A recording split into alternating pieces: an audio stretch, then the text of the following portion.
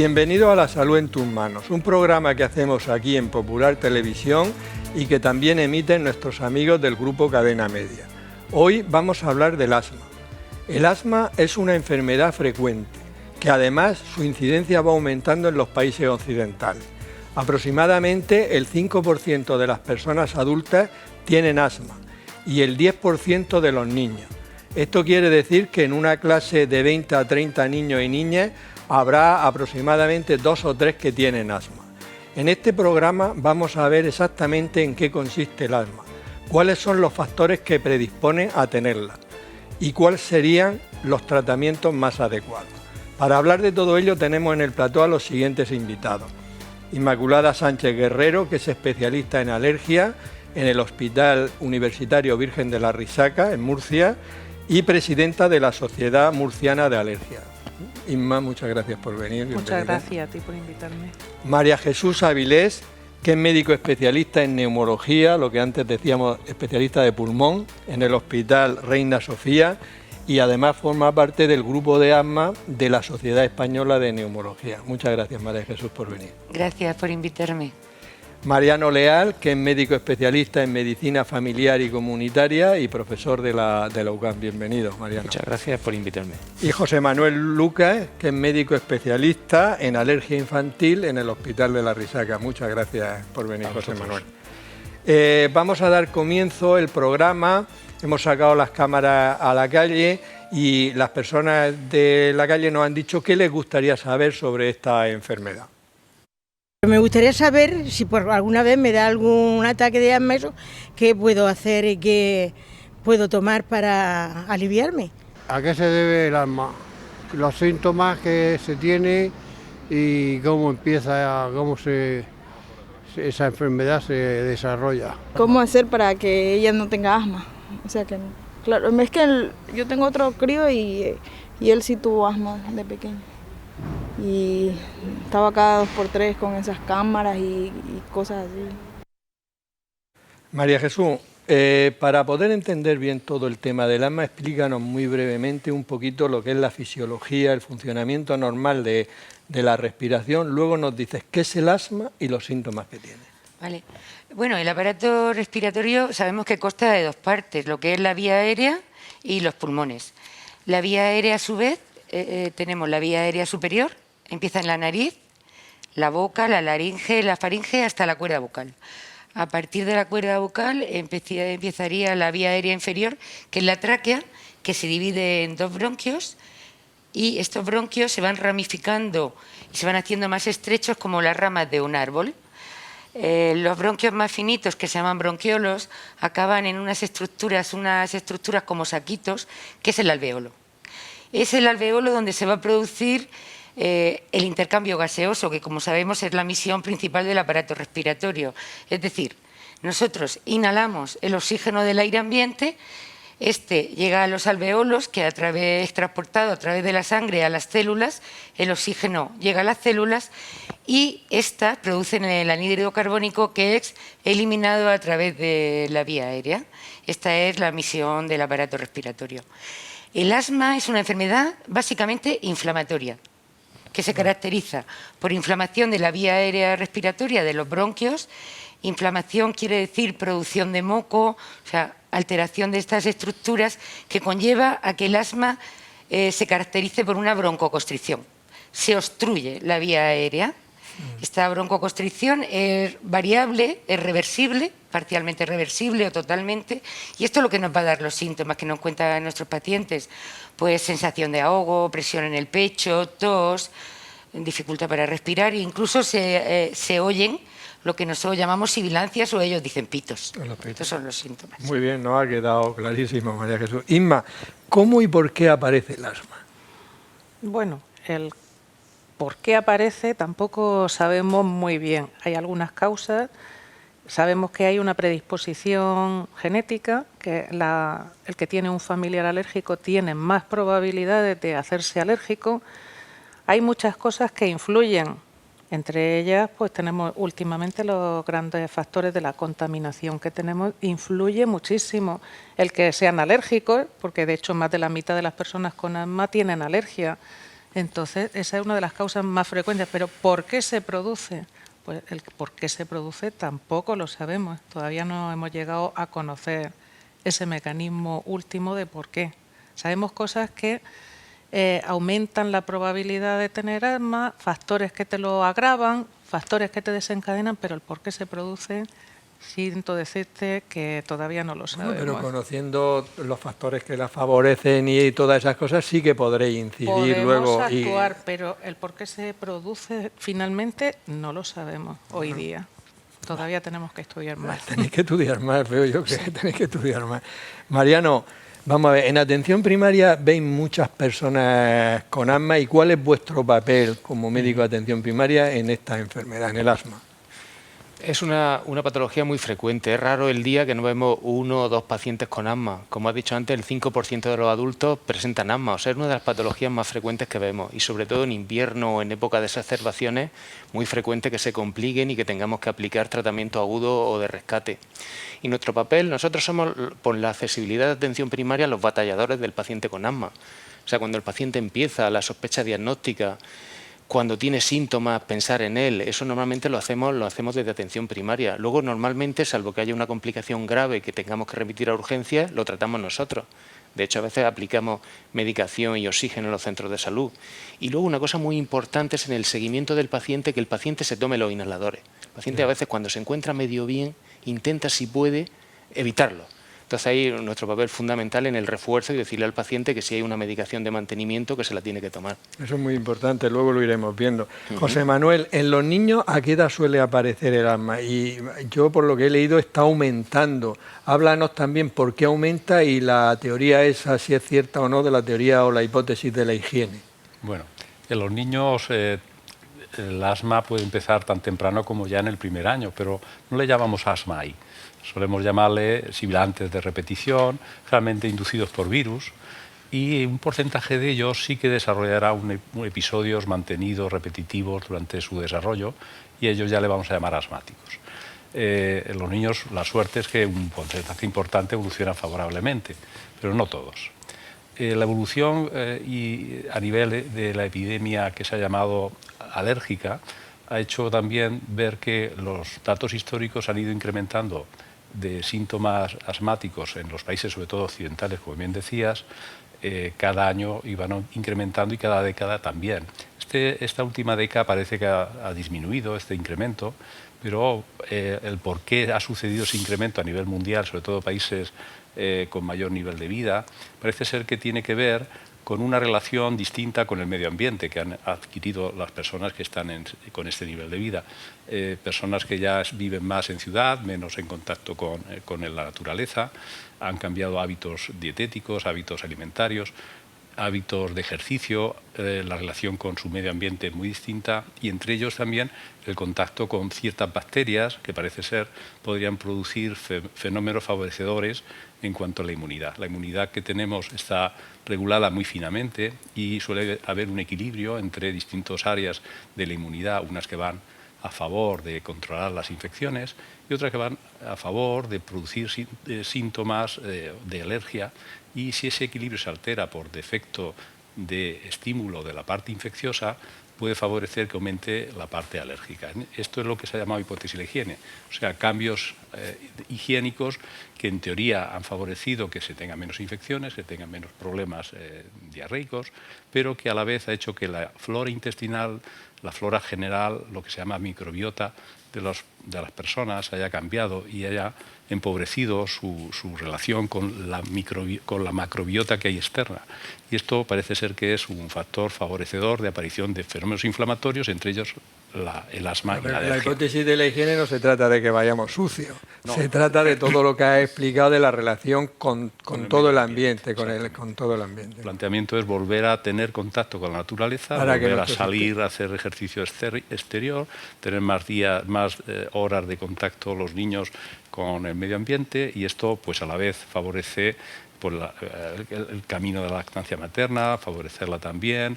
En fin, son distintos temas que hoy día se han puesto muy en boga y lo que se ha llamado el ambiensoma, que es lo que nos rodea, que influye mucho en nuestro genoma y por tanto en el desarrollo de patología inmunitaria como es el asma. Muy bien. Tenemos una sección que se llama Palabras de Médico.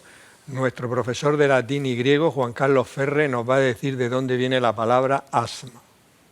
Muy buenas. Voy a hablaros de la palabra asma. Asma viene del griego asthma, que significa jadeo, y es un término muy antiguo, atestiguado en la Ilíada de Homero en el siglo VIII a.C., pero en aquel entonces tenía un sentido paranormal, ya que se pensaba que el que sufría esta enfermedad recibía la visita de un ente divino, de alguna manera estaba poseído por una divinidad.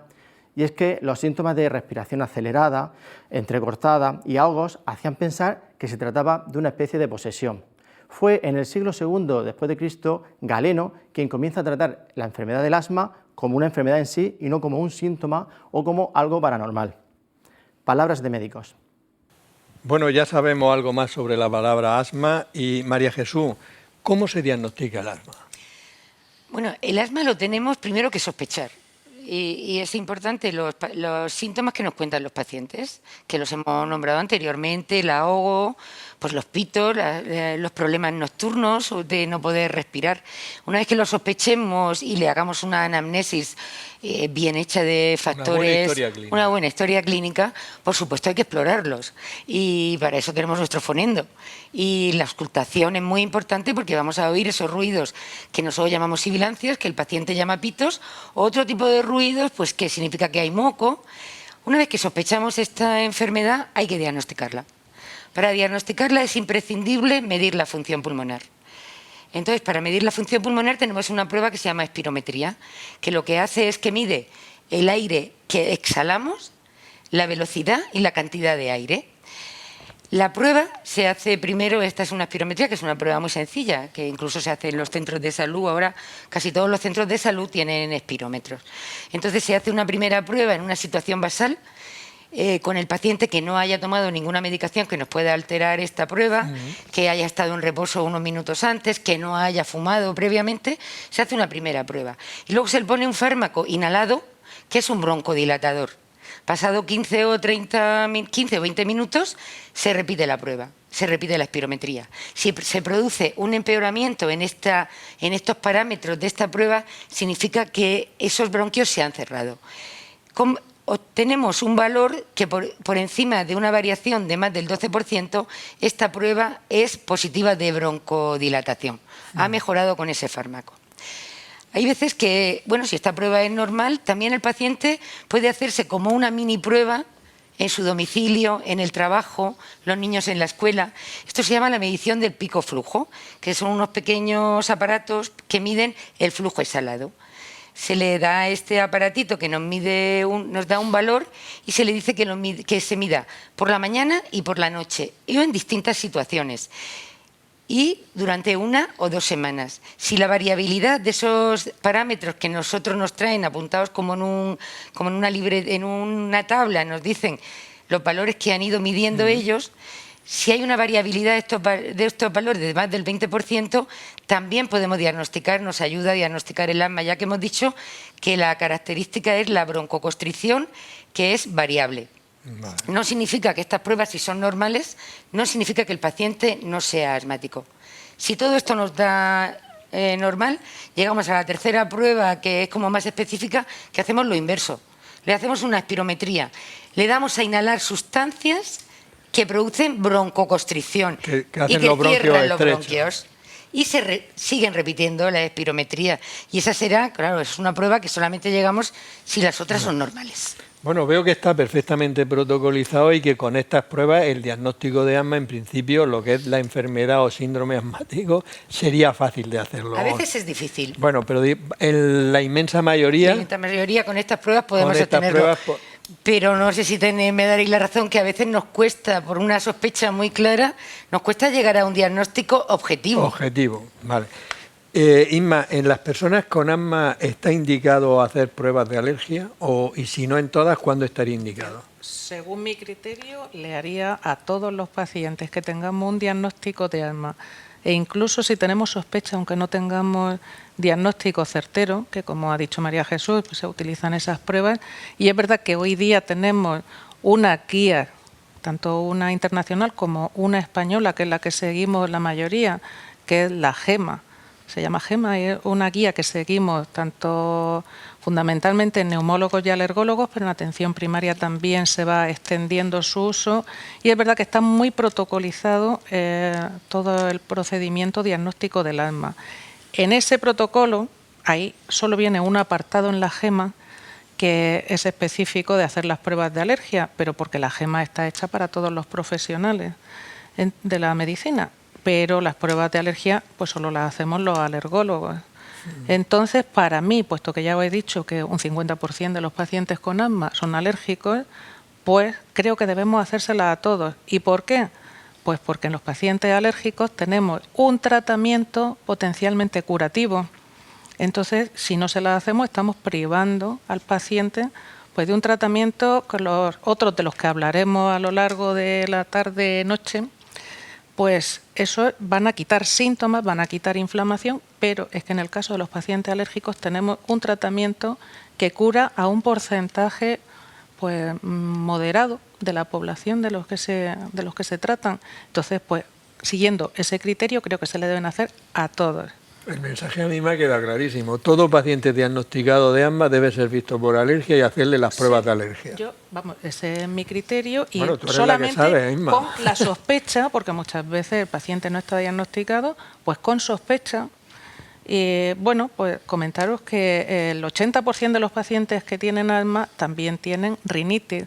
Esto es que tienen estornudos, mocos, picor de nariz y muchos pues a lo mejor no cuentan los síntomas de asma tan claramente o tienen solo síntomas esporádicamente y todos esos pacientes pues deberían recibir un estudio alergológico. Muy bien, y además existe, como podéis hacerlo, pues sí, además un estudio sencillo, rápido, barato y creo que debemos hacerlo. Ni dos palabras más. Queda claro, ¿no? Queda clarísimo. Mariano, vosotros como médicos de atención primaria que veis a las familias completas y tal, cuando uno de miembros de una familia tiene asma, ¿veis más miembros de la familia en concreto? ¿Se hereda el asma? Sí, la verdad es que no se puede decir exactamente que se herede, pero hay un componente genético muy importante. De hecho, como has comentado, hay familias que todos sus hijos tienen asma o todos los adultos a partir de cierta edad tienen asma. ¿Y cómo se explica eso? Pues es una herencia poligénica que se llama en medicina, o sea, varios genes. No hay un gen concreto que lo justifique, pero hay varios genes. ¿Y cómo afectan? Pues, por ejemplo, en la severidad de los síntomas. A veces no te explicas cómo un paciente con una exposición mínima a la contaminación se pone fatal. Y muchas veces porque tiene una mayor predisposición genética a eso. O la respuesta al tratamiento. Hay pacientes que le pones cualquier tratamiento y rápidamente responden, otros no. O sea, ahí hay un componente muy importante genético. Y sobre eso actúan los factores ambientales, que son los que modulan al final cómo va a ir el paciente. José Manuel, vamos a ver, antes has comentado algo, pero ¿qué factores pueden predisponer al asma en los niños? Y había una pregunta de una persona de la calle que nos decía que un hijo suyo tenía asma y qué podía hacer para que el otro no lo tuviera. Intenta responder a eso si es fácil. No, fácil no es, pero vamos a intentarlo. Sí, ¿qué predispone al asma? Pues lo primero, la parte genética, digamos, el factor genético es el principal predisponente. Los hijos de padres asmáticos tienen un porcentaje de cerca del 50% de probabilidad de serlo también ellos. Por tanto, hay una alta expresividad y penetrancia de unos genes, que son varios y son distintos y no se termina de estudiar del todo el genoma sobre en dónde se influye, pero hay muchos lugares en donde el proceso inflamatorio puede estar alterado, el proceso de equilibrio inflamatorio, y ese proceso de equilibrio inflamatorio, distintos genes pueden estar formando parte. Otras cuestiones son a nivel intraútero, si la madre es fumadora, si la madre durante el embarazo fuma, tiene un porcentaje de mayor probabilidad de sus hijos de tener asma. Por tanto, el tabaco, no solamente el tabaco de la persona adulta que le hace tener síntomas asmáticos, sino el del niño intraútero y posteriormente en el lactante y en el escolar cuando fuman a su alrededor, pues esto va a influir. Patología de la prematuridad o patología malformativa a nivel de bronquial o enfermedades de tipo displasia broncopulmonar por enfermedades respiratorias neonatales. Hay distintos factores en los que van añadiéndose datos y luego viene el gran problema a nivel pediátrico, que es la infección por los virus respiratorios, suele ser la causa desencadenante de los primeros cuadros asmáticos o bronquiolíticos, que luego una parte de ellos va a seguir ya un camino hacia el asma y posteriormente pues pueden hacer incluso una forma de alergia, añadírsele y añadir patología de tipo, como bien decía Inmaculada, de tipo alérgica, pues a partir de los 6 años, pues en los niños cerca del 70%, 60%, si tienen asma, es que son alérgicos. Por tanto, hay que hacer estudios a partir del tercer, cuarto año de vida, hay que planteárselo ya y, por supuesto, si tienen 6 años, bien seguro. Por debajo de los 3 años de vida, la probabilidad de estar sensibilizado y que sea relevante la alergia, digamos, las pruebas que te vayan a salir relevantes con la clínica es poco probable, pero a partir de los 3 años hay que planteárselo. Muy bien, ha quedado perfectamente claro. María Jesús, has dicho que la prueba más importante para el diagnóstico era la espirometría, pero aparte de esa prueba, de manera habitual, a un paciente con asma le hacéis otras pruebas, por ejemplo, una radiografía de tórax, análisis de sangre, etcétera, etcétera. Bueno, actualmente todos los pacientes que tienen un asma tienen una analítica básica de sangre, todos. Incluso, bueno, ya sabes que también aprovechamos y hacemos una analítica general en la mayoría de los casos. Pero lo que es importante es tener lo que es un hemograma, que nos va a dar una idea de los leucocitos. Y como hemos dicho antes, que el asma es una enfermedad inflamatoria, ¿cuáles son las células que influyen en ese tipo de inflamación? Dándole especial importancia a la célula llamada eosinófilo, que va a ser... Se lo sabe ya la gente. Lo del eosinófilo, es el año del eosinófilo. El año del eosinófilo, se lo sabe, dice, ¿cómo tengo los eosinófilos? Los eosinófilos, claro, porque este es, como si dijéramos, la célula más importante en la inflamación del asma. Tener un recuento de eosinófilos nos va a servir para tomar decisiones con el tratamiento y para ver cuál es la evolución de la enfermedad, o sea que sí que tenemos una analítica. En algunos pacientes también realizamos una analítica que luego Inma yo creo que nos contará quizá mejor, que está más relacionada con el asma, que es la inmunoglobulina IgE. Que es una proteína que producen los linfocitos. Que producen los linfocitos y que es una proteína que es la molécula responsable de la cascada alérgica. Entonces, se eleva en los pacientes que tienen alergia. Bueno, también puede ser que en otros no, que Inma me está mirando como diciendo. A veces está elevada y no tiene alergia. Bueno, es un concepto complicado de explicar, ¿no? Es complicado, pero tampoco tanto. Lo que miden cuando se pide una analítica de la que podéis pedir vosotros, pedir una inmunoglobulina E total. Entonces, los que... Una proteína que se mide en la sangre. Una proteína que se mide... Y que se llama E. Sí, que es como las defensas contra las infecciones, pues son otras inmunoglobulinas, tenemos fundamentalmente la G y la M.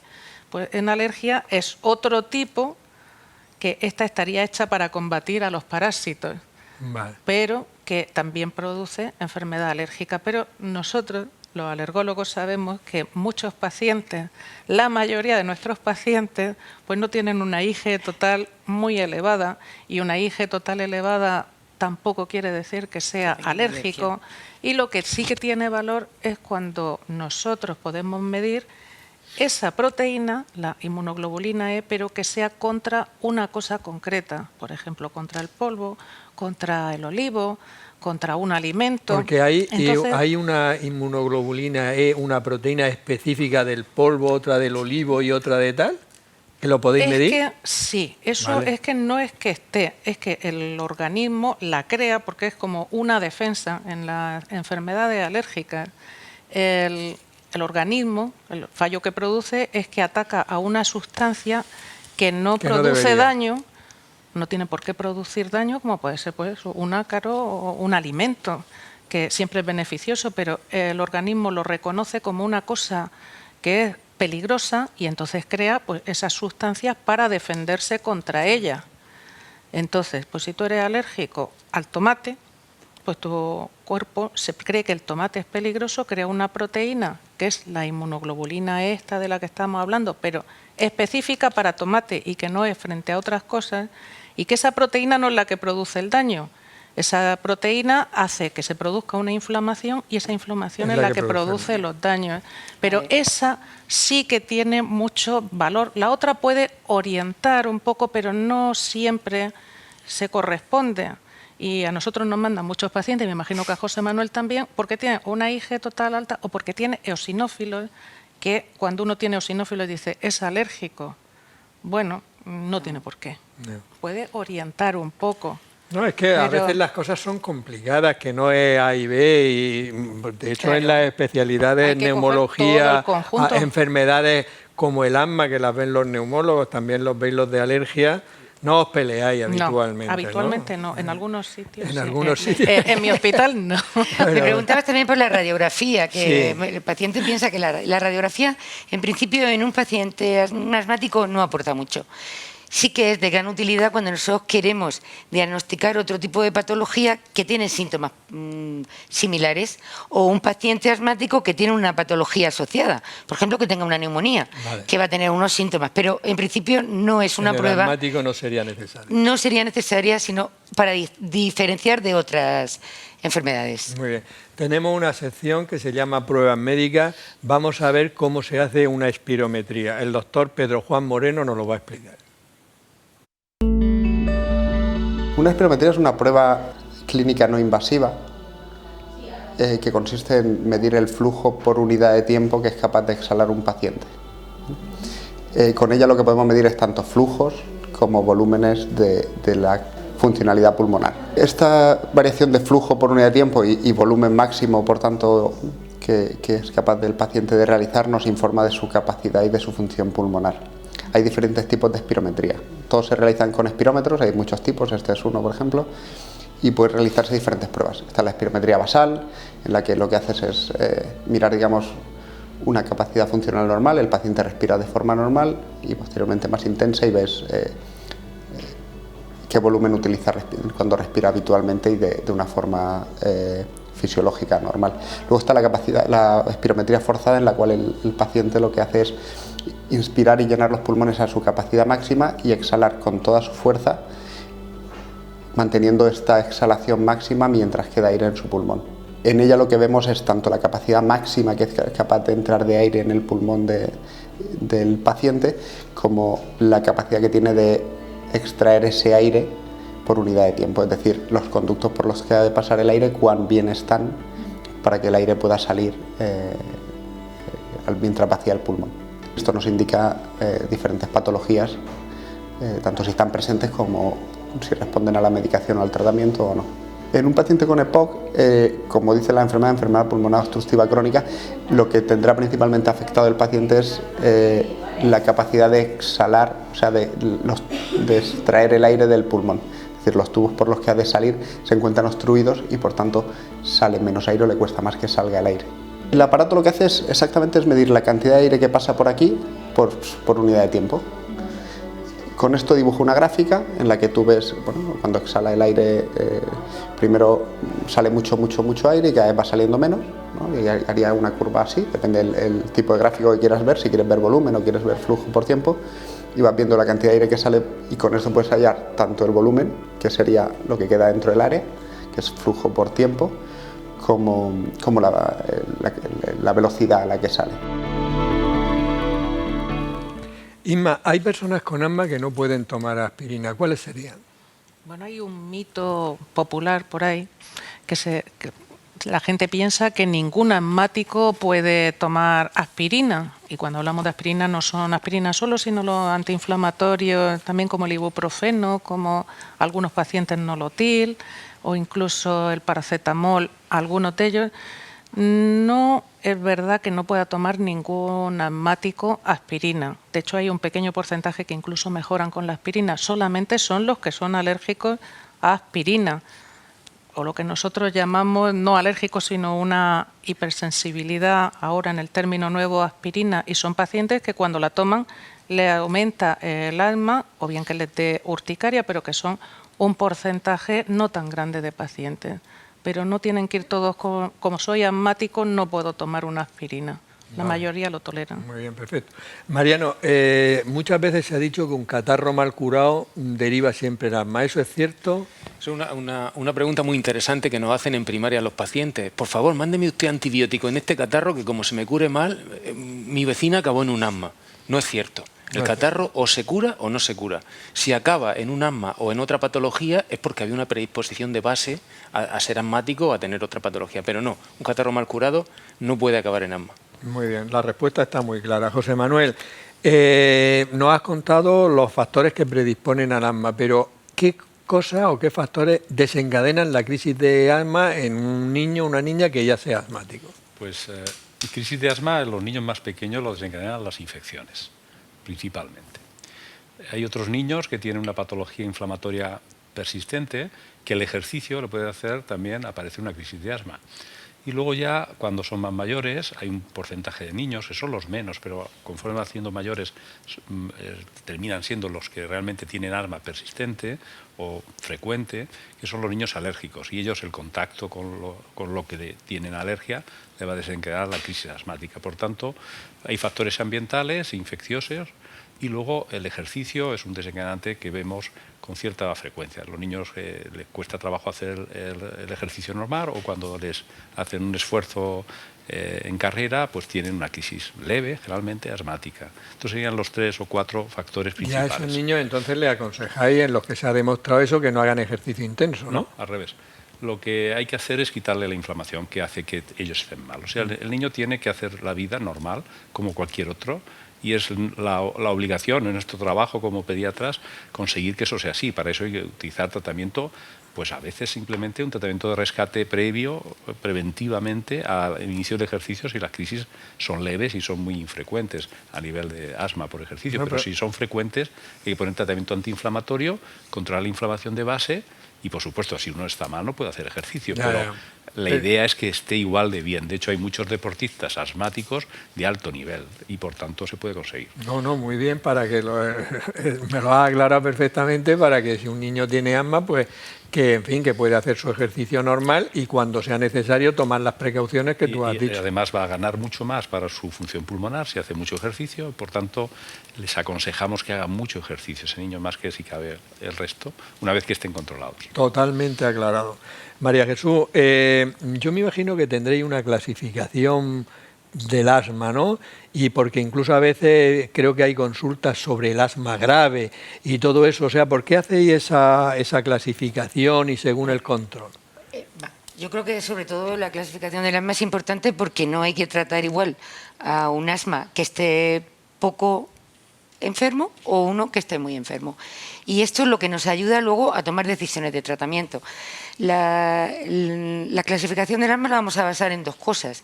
Uno, en el grado de severidad. Y para ello disponemos incluso de unos cuestionarios y de las preguntas que le hacemos. ¿Ha tomado medicación de rescate? ¿Ha tenido que utilizar una medicación porque se encontraba mal? ¿Tiene síntomas de día? ¿Tiene síntomas de noche, que son tan importantes? ¿Ha modificado su actividad diaria? Y luego 2 parámetros objetivos. La espirometría, que hay que hacerla en todas las revisiones, y si en ese tiempo que no hemos visto al paciente ha tenido alguna agudización, o sea, se han puesto peor. Independiente, entonces, con estos datos nosotros podremos decir que un paciente tiene un asma intermitente, que no siempre está, o bien un asma persistente, leve, moderada o grave. Independiente de que sea leve, moderada o grave, tenemos que saber si el paciente está no controlado, parcialmente controlado o bien controlado. ¿Cómo decimos que un paciente no está bien controlado? Pues el paciente que no tiene síntomas de día ni de noche, que no tiene que utilizar medicación de rescate, que no se ha alterado su vida diaria, su actividad normal, que no toma medicación de rescate, hemos dicho. Entonces, que la espirometría está dentro de unos parámetros más aceptados y, por supuesto, que no tenga agudizaciones. Diremos que el paciente está mal controlado o parcialmente controlado o bien controlado. Antes decías la gravedad de asma grave y muy grave, que son pacientes que nos van a preocupar más porque tendremos que utilizar otro tipo de tratamientos más específicos. Muy bien, perfecto. Inma, todos sabemos que el tabaco es malo para todo, es malo para todo.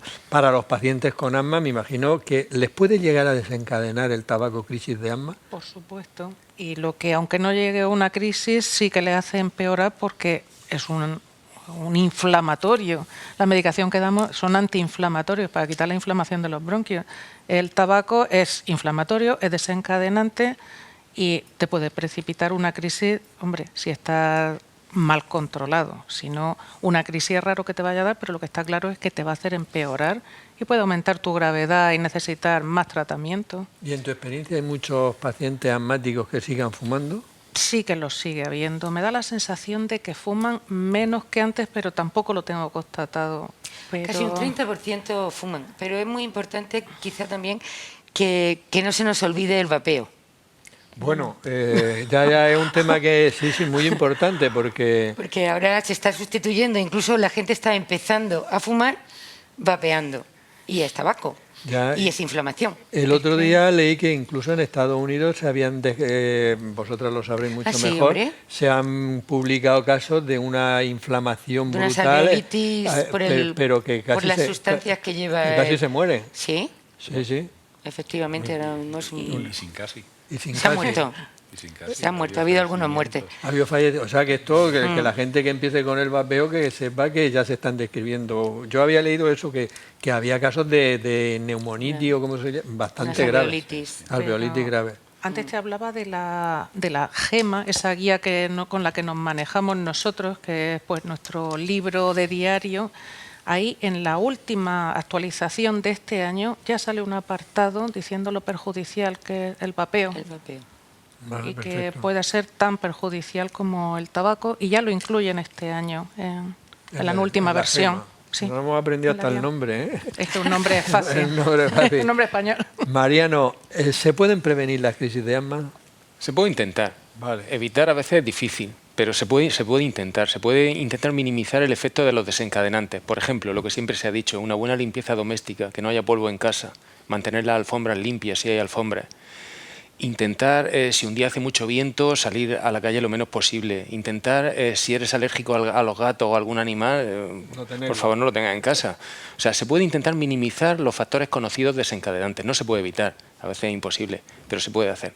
Muy bien. José Manuel, ¿en los niños el diagnóstico de asma se hace igual que en los adultos? Sí, la base es similar. Lo que sucede es que los niños, a partir de la edad de 4 o 5 años, los bien entrenados, se puede hacer la espirometría, por debajo es más complicado, tiene otras técnicas de resistencias bronquiales que se pueden hacer para estudiar, pero generalmente en esos niños el estudio y el diagnóstico es principalmente clínico, en base a la respuesta a la medicación, y lo más importante es descartando otros diagnósticos que te pueden hacer pensar que tiene un asma y realmente la causa es distinta. Un asma, una fibrosis quística, una inmunodeficiencia, un reflujo, un cuerpo extraño, a veces bronquial con síntomas persistentes, bronquiales de tipo incluso de silbidos. En fin, hay un diagnóstico diferencial muy amplio a nivel pediátrico según qué edad, y ese diagnóstico diferencial, una vez descartado, lo que queda es probablemente el diagnóstico de asma. Luego la parte objetiva de constatar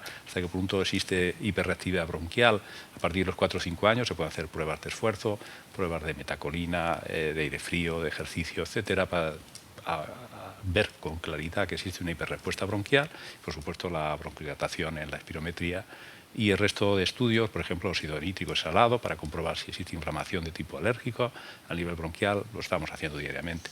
Pero en niños un poquito más mayores. Sí. O sea que tenéis realmente el diagnóstico es similar, pero sí que descartáis un montón de problemas que puede haber en la infancia. Claro, en la infancia pues se empieza a ver la mayor parte de las patologías congénitas y las genéticas, que a veces también aparecen en el periodo inicial, y luego las malformativas. Ahí pues tenemos que estudiar pues un diagnóstico diferencial bastante amplio. Por supuesto, en la edad adulta también existe otro diagnóstico diferencial complejo, distinto, y luego hay parte que se conlleva en todas las edades, ¿no? Que hay que tener muy claro que no todo lo que silba es un asma. Vale. Entonces hay que tener claro, igual que no todo lo que pica es alergia. Vale. Eso es lo que muy bien, la puntualización. José Manuel. María Jesús, vamos a imaginarnos un paciente que ya está diagnosticado de asma no alérgico, para no interferir, ¿vale? ¿Qué tratamiento de base debe de llevarlo? Cuéntanos algo sobre los distintos inhaladores que utiliza. Estamos repitiendo a lo largo de esta súper estupenda reunión 2 palabras: inflamación y broncoconstricción. Por tanto, la base de nuestro tratamiento va a ser los antiinflamatorios y los broncodilatadores. Al decir antiinflamatorio, lo digo porque estamos repitiendo mucho antiinflamatorio y la gente en la calle asocia antiinflamatorio al ibuprofeno y todo eso. No, o sea, que no nos referimos en absoluto a eso, ¿vale? El antiinflamatorio por excelencia para el pulmón son los corticoides y principalmente inhalados. ¿Y por qué? Entonces, disponemos de los fármacos antiinflamatorios, sobre todo glucocorticoides inhalados, aunque también hay otro tipo de fármacos como pueden ser los antileucotrienos, que son orales, y luego los broncodilatadores, que el fármaco iniciales son los fármacos beta-2 adrenérgicos, que lo que hacen es que relajan el músculo liso. Eso es el que conoce todo el mundo del Ventolin, ¿no? ¿Qué es de acción corta? ¿Qué es de acción corta? Tenemos dos de acción corta, que es el Ventolin, que actúa inmediatamente, pero tiene un efecto entre 6 y 8 horas. Y luego tenemos que son los que usamos de base como tratamiento de mantenimiento, los beta-2 adrenérgicos de acción larga. ¿Ese cuál? ¿Alguno? Pues, por ejemplo, el salmeterol, el formoterol, que es de acción... El formoterol tiene una ventaja muy importante, que tiene un efecto rápido y largo de 12 horas. 12 horas, o sea que con 2 veces al día sería suficiente. Perfecto. Y hay algunos que se pueden poner una vez al día. Aprendo, El bilanterol. Bueno, ¿qué pasa con estos fármacos? Que la forma ideal que tenemos nosotros para tomarnos, para que un paciente asmático, es la forma inhalada. ¿Por qué? Pues es muy sencillo. La forma inhalada va directamente al órgano que nosotros queremos tratar, que es nuestro pulmón.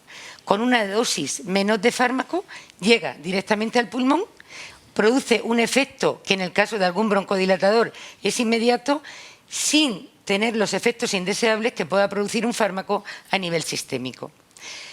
¿De qué disponemos? ¿De qué aparatos disponemos si dices tú tipos de inhaladores? Bueno, la forma de la medicación inhalada se puede dar en forma de nebulizadores, que son aparatos más grandes, que solamente lo vamos a utilizar en algunas circunstancias, en episodios agudos, ahí en los centros de salud también, en urgencias, de la medicación nebulizada. Pero una persona tiene que llevar su medicación inhalada. Disponemos de varios grupos de inhaladores, que son dispositivos pequeños, portátiles, fáciles de manejar. Inicialmente conocíamos los cartuchos presurizados, el Ventolin de toda la vida, pero estos se han ido perfeccionando y ahora mismo tenemos lo que llamamos los inhaladores en polvo seco. Los fármacos pueden estar un fármaco aislado o en un mismo inhalador podemos tener el broncodilatador y el antiinflamatorio. Y el corticoide inhalado. Pero una cosa muy importante, no hay ningún inhalador ideal. Todos los inhaladores bien hechos son efectivos. Tenemos que hacer que el paciente o el niño participe en la elección de qué dispositivo le vamos a dar. Enseñarle, ver cómo lo hace y adiestrarle y periódicamente comprobar la técnica. Una técnica mal hecha es como si lo tirara la pastilla a la basura. Muy bien, perfecto. Quiero meter una cuña, aprovechando, porque hemos dicho una palabra que parece que nombramos al demonio, y que son los corticoides. Entonces quiero transmitir a la gente que no conoce estos fármacos, porque oye la palabra corticoide, entonces por favor no me mande corticoides. Los corticoides pueden ser muy malos porque tienen muchos efectos secundarios cuando se toman pues en pastillas o te los pinchan, que llevan unas concentraciones muy altas. Pero cuando se dan en inhaladores, las concentraciones son muy pequeñas, como ha dicho María Jesús, pues pasan en su mayoría a los bronquios y aunque pase a la sangre pasa una cantidad mínima. Entonces, pues es posible, sí, algunas veces hay efectos secundarios, pero son muy pocos los efectos secundarios que tenemos en pacientes que tratamos con corticoides inhalados, que llevan toda la vida, lo utilizamos en embarazadas, lo utilizamos en niños, y es un fármaco que el beneficio supera el riesgo con muchísimas creces. Entonces, pues que se tiene que quitar un poco el miedo a los corticoides por el hecho de llamarse corticoides, que no son todos iguales. Los corticoides inhalados. Entonces los corticoides inhalados van en muy pequeñas dosis, son mucho más seguros, las modificaciones que se han hecho, entonces pues que la gente muchas veces no quiere utilizar los inhaladores porque saben que lleva corticoides y piensa que eso le va a hacer mucho daño. Y una de las formas que antes preguntabas, ¿cómo se puede evitar crisis asmáticas? No se pueden evitar, pero el paciente que está bien controlado normalmente tiene muy poca o ninguna crisis. Y muchas veces eso es gracias a los corticoides inhalados. Muy bien. La puntualización perfecta. Los corticoides que son unos fármacos extraordinarios, Son incluso buenísimos. cuando tomados, cuando los tienes que utilizar porque hay una periodos enfermedad, cortos. en periodos cortos. Sí, El son problema es buenísimos. tomarlos. Una pregunta para ti, Inma. En un paciente diagnosticado de asma alérgico, ¿qué papel juega la inmunoterapia, es decir, las vacunas? ¿Y cuándo están indicadas? Lúcete. Ya, ahí ya me Venga, da, ese es mi lúcete, punto, venga. ¿no? ¿Qué le va a preguntar a un alergólogo? Bueno, hay que decir que un alérgico no es porque tenga unas pruebas positivas. Estábamos hablando de un paciente que tiene unos síntomas que tú dices son síntomas de alergia, que le hago unas pruebas en sangre, en piel o donde se las hagamos, o haciéndole una provocación incluso, demuestra que sí que está sensibilizado, que es lo que llamamos nosotros, o sea, unas pruebas positivas, y que además cuadra.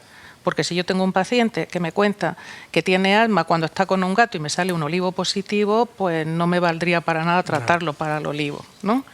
Entonces, en el caso de que sí que sea alérgico, un asma alérgico, que demuestro que sí que tiene el resultado de lo que yo obtengo en las pruebas con lo que me cuenta, y tengo una vacuna, porque no siempre la tienes también, una vacuna que sea de una calidad demostrada, pues nuestra experiencia es que un porcentaje alto ¿Cuánto es es alto? que se curan. Yo no lo tengo tabulado, pero tenemos, a lo mejor dependiendo de qué cosa, pero en asma por ácaros, pues yo te diría que más de la mitad de los pacientes que veo con asma por ácaros se curan con vacuna de ácaros.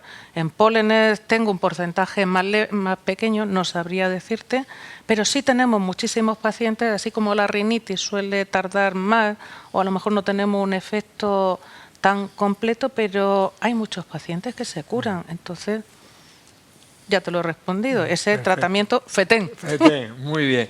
Mariano, muchas crisis de asma se producen por la noche. ¿Podemos decir que la noche es una enemiga del asma o no podemos? Pues desgraciadamente sí, por las circunstancias. Por la noche lo primero que estamos tumbados, ¿vale? La vía respiratoria tiene más presión de líquido. Luego el aire que entra por dentro se enfría normalmente por la noche. En casa normalmente puede haber también más alérgenos, más exposición a alérgenos. Y luego sobre todo a nivel del cuerpo, a nivel hormonal, por ejemplo la adrenalina, que es broncodilatadora, a las 4 de la mañana es cuando menos adrenalina tenemos en el cuerpo, hay más broncoconstricción. Las concentraciones de histamina, que es un broncoconstrictor potente, también están más altas. O sea, todos los factores parece que se conjuran a las 4 de la mañana para tener un riesgo mayor. Bueno, 4 aproximadamente, no tenemos que O ser. sea que la noche es La enemiga noche del asma. sería un enemigo del asma. José Manuel, en los niños y en las niñas el tratamiento del asma que ha explicado María Jesús es igual, lógicamente ajustando las dosis a eso o es distinto. Se utiliza el mismo tipo de arsenal terapéutico, lo que pasa es que según qué edades hay medicaciones que están aprobadas y otras que no. En los lactantes más pequeños podemos utilizar un corticoide habitual que se llama budesonida, a partir de 2 años otro que se llama fluticasona, y luego ya las combinaciones es a partir de los 4 o 6 años, las combinaciones entre broncodilatadores a la vez que en el mismo producto un corticoide. Por supuesto hay que adaptar la dosis a la edad del niño y lo más importante, la forma de administrar. Forma de administrar que incluso creo que hasta en el adulto se aconseja que los presurizados vayan con cámara, puesto que el mecanismo de inhalación y coordinación de inhalación con disparo no siempre es fácil, en los niños es imposible.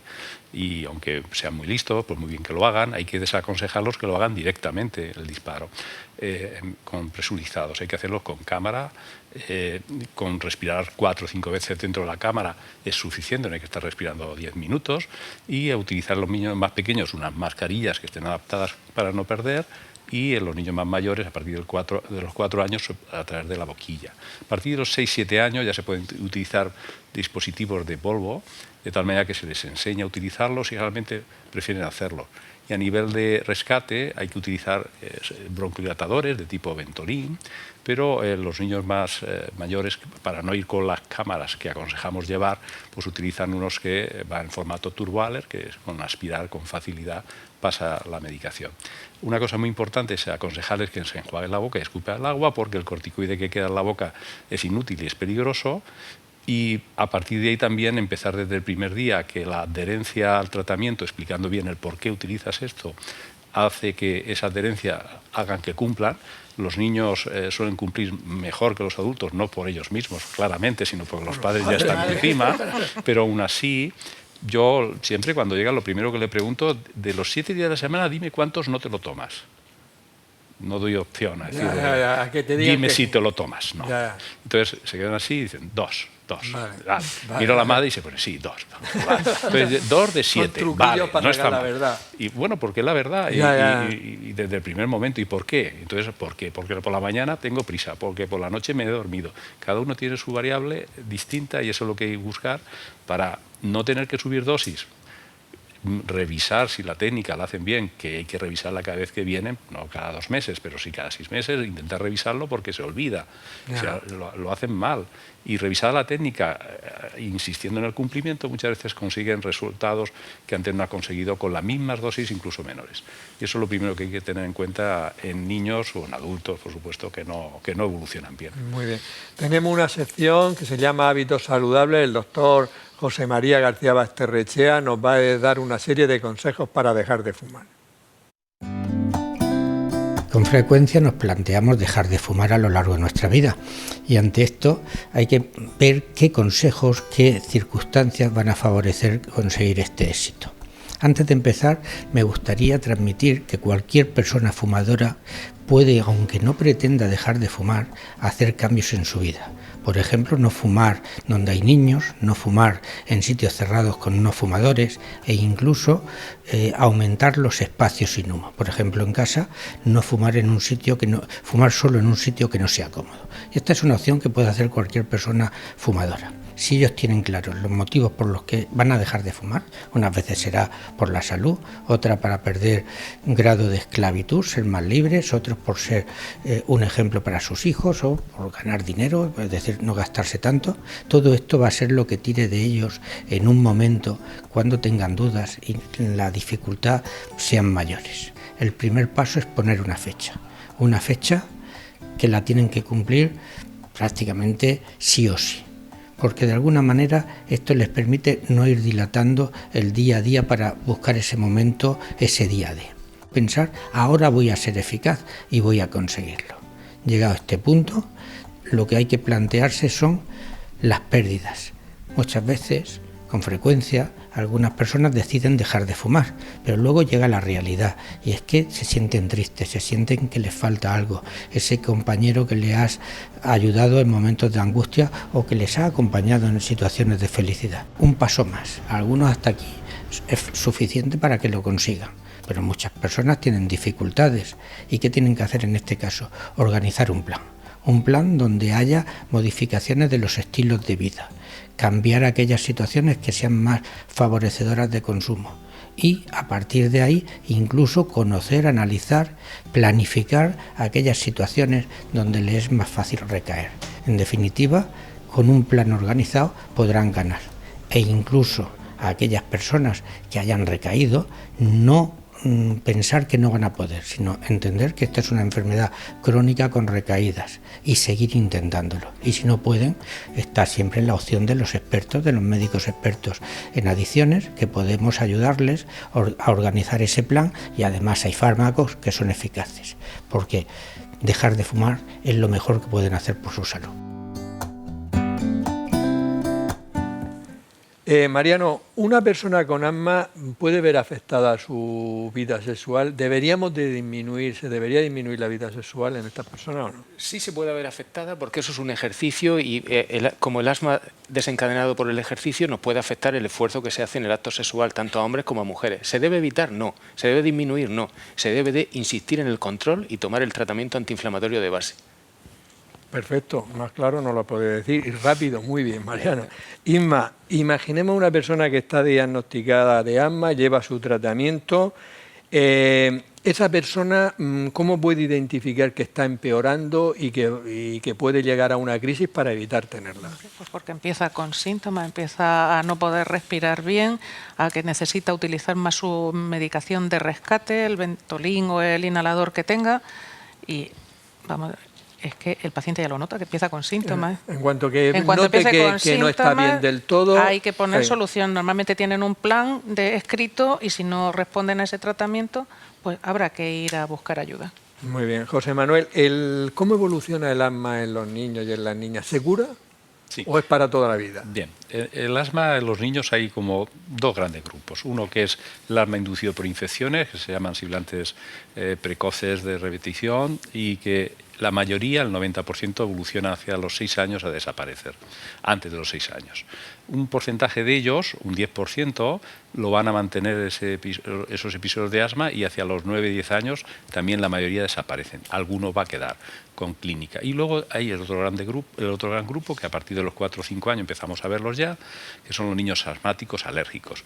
El asmático alérgico hay que plantearse, es una enfermedad crónica que difícilmente va a desaparecer como tal enfermedad. Sin embargo, tratamiento de control y la inmunoterapia va a hacer que los desencadenantes cada vez tengan menos repercusión. Por tanto, ¿se puede considerar que se cura? Pues si la clínica o los síntomas es la manifestación de la enfermedad, pues se cura mediante eso. Ahora hay que saber que ese paciente va a tener una tendencia genética a repetir síntomas si no está bien controlado o si no recibe el tratamiento inmunoterápico adecuado. Y puede recaer incluso pasado tiempo de haberlo finalizado. Por tanto, eso hay que transmitirlo. Es una enfermedad controlable, pero difícilmente curable al 100%, por lo que digo, en este grupo de pacientes pediátricos que evolucionan a ser alérgicos adultos. María Jesús, en tu experiencia, ¿los pacientes hacen bien el tratamiento, se lo dejan con mucha frecuencia? Y dile algo para que no se lo dejen, el que se lo deje. Como tú bien sabes, los pacientes que tienen enfermedades crónicas, y tú lo sabes muy bien por la diabetes, son muy malos cumplidores. El paciente asmático, más del 50%, es un paciente no adherente. ¿Qué le tenemos que decir? Pues primero que tenemos que saber es quién tenemos delante. Por lo tanto, es importante, que estos han hecho muchos estudios, que tenemos como que clasificar al paciente en 3 tipos de no cumplidores. El errático: no me lo tomo porque se me olvida. El deliberado, que es el más difícil porque es el voluntario: no me lo tomo porque no quiero, porque la medicación me hace más daño, porque hago otras cosas. Y luego tenemos el involuntario, que quizá por culpa nuestra no le expliquemos la importancia. Primero hay que saber qué paciente tenemos delante y explicarle muy bien lo que es la enfermedad, y que él se implique en su tratamiento. Es que la base es que ellos se impliquen. En la diabetes, como tú has dicho, es paradigmática de eso. Claro, tienen que conocer muy bien su enfermedad y saber la importancia de tomar la medicación. Mariano, muchas veces en atención primaria seguro que te han preguntado a los pacientes asmáticos si sería conveniente que llevaran un bolígrafo o un kit de estos que llevan adrenalina. ¿Qué les dices? Hombre, ahí nos basamos en la historia clínica del paciente y en ver cómo ha ido evolucionando a lo largo de su enfermedad. Si es un paciente con mucha tendencia alérgica, que ha tenido episodios de angioedema, que suele tener alergias muy frecuentes cuando toma algún alimento, con abones y urticaria, le decimos que sí. Si es un paciente que nunca ha tenido complicaciones graves y no tiene esa tendencia, pues le decimos que en principio no es necesario. Perfecto. ¿La obesidad empeora el asma, Isma? Empeora el asma, y de hecho hay un grupo, antes hablábamos del asma grave, ese que es tan difícil de controlar. Hay distintos tipos, y uno de ellos es el que se asocia a obesidad y que están francamente mal, que no responden a los tratamientos, y muchas veces la única forma de conseguir mejoría es que reduzcan peso, incluso una cirugía bariátrica, lo que es en estos casos la reducción de estómago, ¿no? Entonces, pues sin ser tan mórbida, una obesidad. Hay personas, nosotros tenemos pacientes con asma, fundamentalmente suelen ser mujeres más que hombres, este tipo de asma, y que al reducir peso llegan incluso, si no a suspender toda la medicación, a quedarse en una medicación de un asma leve. Muy bien, me dicen que llevamos ya 1 hora de programa, que quiere decir que nos estamos pasando. Solo voy a terminar con una pregunta para ti y luego 1 minuto para cada uno. María Jesús, un caso un poquito especial. Una mujer con asma que quiera quedarse embarazada, ¿qué precauciones debe de tomar y si puede tomar en el embarazo la medicación? La precaución más importante es que tiene que estar controlada. Y esta palabra control la hemos repetido a lo largo de toda esta tarde y es muy importante. Es una gran preocupación para la mujer embarazada tener asma, pero tener asma no significa embarazo complicado. Siempre que la paciente, que la embarazada sepa que es peor que los efectos que le pueda producir el asma conlleven una disminución de oxígeno con el perjuicio para ella y para su bebé, que los efectos que nos pueda producir la medicación que necesita. Que es muy importante que siga siempre los consejos del médico que lleva su asma y de su ginecólogo. Que la medicación no hay por qué modificarla. Siempre la menor posible, o sea, el corticoide, por ejemplo, siempre la menor dosis que nos mantenga como en un buen control, y saber también que si tiene una agudización hay que tratarla también. Para eso utilizará las mismas medidas. Le va a hacer peor estar ahogándose que usar el tratamiento. Perfecto. Bueno, entramos en los 5 últimos minutos, 1 minuto para cada uno. José Manuel, empezamos por ti, para puntualizar alguna cosa o algo. Me han quedado 1000 preguntas aquí, pero perfecto. Es que el tiempo es el tiempo. Volveremos a hacer otro. Sí, a ver, a nivel pediátrico es muy importante que los padres tengan muy claro que el control de la enfermedad asmática se basa, por un lado, en la evitación de lo que uno sabe que desencadena, la clínica en los alérgicos, por otro lado la inmunoterapia en los casos que esté indicada para los niños asmáticos alérgicos, y luego la medicación controladora de la inflamación. Hay que evitar tenerle miedo innecesario a la medicación cuando se le explica que con 6 meses de tratamiento de prevención, evitándole crisis asmáticas, generalmente 4 o 5 en esos 6 meses, eso como mucho equivale a la dosis de un solo día de tratamiento en la puerta de urgencia. Por tanto, que reciben muy poquita cantidad en mucho tiempo, y eso no va a afectar a largo plazo. A corto plazo puede tener una pequeña disminución de talla de 1,5 centímetros o así, pero que cuando se deja de tomar los corticoides con la evolución se recupera y no afecta a la talla final adulta en la mayor parte de los casos, ni mucho menos va a producir problemas óseos ni alteraciones hormonales internas, y que hay que olvidar el miedo a los corticoides, que es el tratamiento básico en la mayor parte de los niños pequeños, y los niños más mayores, muchos de ellos se van a estar muy bien controlados con eso, y si le añadimos la inmunoterapia, pues vamos a resolver el problema a la mayoría. Muy bien, perfecto. Inma. Pues yo insisto, igual que en los niños, en los adultos, porque de hecho hoy día el tratamiento del asma lo medimos con el control. La medida que utilizamos, entonces, para tener un buen control hay que tener una adherencia, hay que utilizar el tratamiento no solo cuando se está mal, sino cuando se está bien. Porque ya hemos dicho que el asma es una enfermedad en que los bronquios, lo dijo María Jesús, que no están siempre cerrados, se abren, se cierran según qué cosas haya en el ambiente. Entonces necesitamos un tratamiento que nos quite la inflamación diariamente, cuando estoy mal y cuando estoy bien. Y ya os he dicho que cuando un paciente que está sin inflamación, pues tiene menos probabilidad de tener una reagudización. Como dice José Manuel, yo también se lo explico muchas veces a los pacientes, es que el corticoide que lleva, estamos hablando en dosis de milésimas partes de lo que se toma en pastilla. Entonces, pues que se tenga menos miedo a utilizar el corticoide crónico y más pues a estar mal, a no poder llevar una vida normal, a que se despierte el niño o el adulto por la noche, que tenga que dejar de trabajar y que tenga que dejar de su vida normal. Es preferible un poco más de tratamiento. Mariano. Yo les diría que el asma es una enfermedad controlable, que intente evitar los desencadenantes que puede identificar al máximo posible y que no cambie ni suspenda la medicación por iniciativa propia. Ante la duda, consulte a su médico. Muy bien, María Jesús. Yo les diría que no tienen que tener ninguna limitación en su vida y que los animaría al conocimiento de su enfermedad.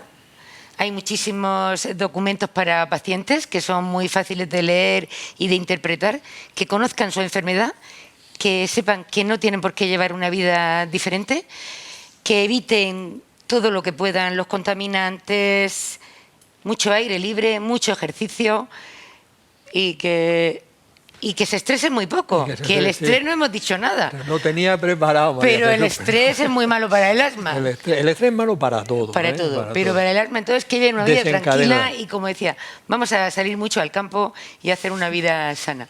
Y que no fumen. Y que no fumen. Bueno, pues nada, daros las gracias. Realmente es verdad que nos han quedado todavía muchas cosas por aclarar, pero creo que el programa ha sido tremendamente ilustrativo y sobre todo los mensajes muy claros. Que hagan el tratamiento, que no lo dejen, que ante la duda consulten con su médico y que realmente es una enfermedad controlable al 100%. Por mi parte nada más, despedirnos hasta la próxima semana en un nuevo programa de La Salud en tus manos. Que seáis muy felices.